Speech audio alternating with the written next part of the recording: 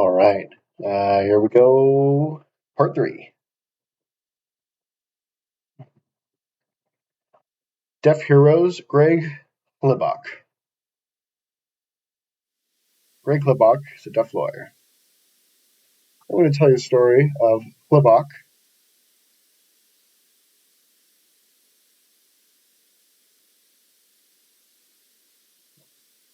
This guy, his family was deaf, his brother and sister, and he grew up in a deaf family, a deaf household. Grew up in New York as a lawyer.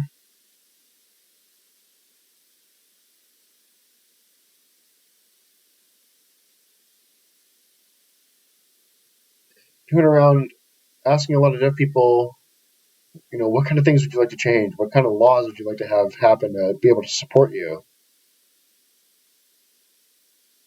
Like, I feel, a little worn out and I kind of want to change the game, and as he grow up, went to university and started kind of measuring things and seeing how they were. And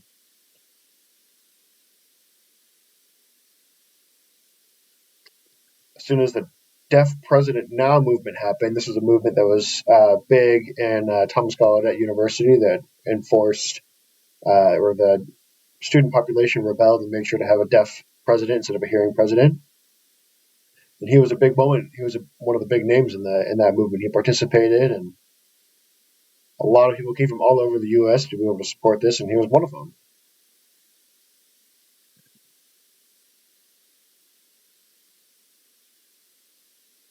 He was one of the leaders there. He would organize people and help to make sure that everything was, the message was clear. And there were four leaders of the protest. And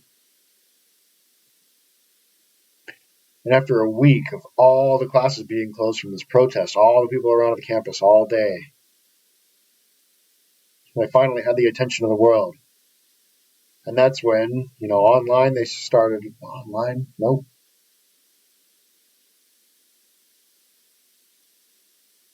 What is this if it's not online? Through the media, they started gathering media attention.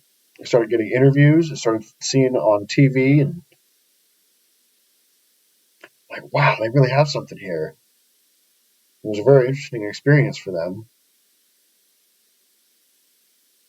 If we can fight for our rights, then, that's really a big indicator of success.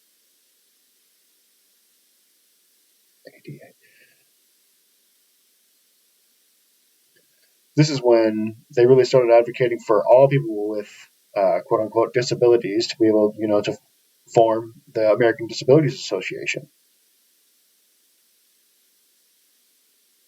So he started doing a whole lot of research and started hoping for, equal rights and equal opportunity for all people, regardless of their ability.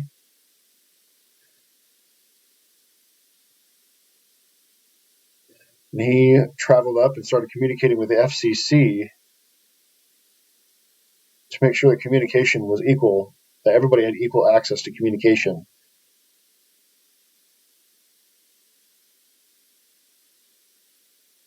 Why don't we do things like video calls and, talk to type or talk to text and, all these ideas that will make things accessible for all Americans.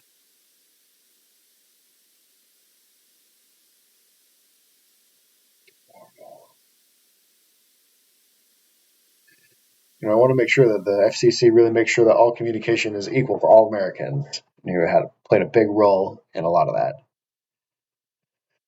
Ooh.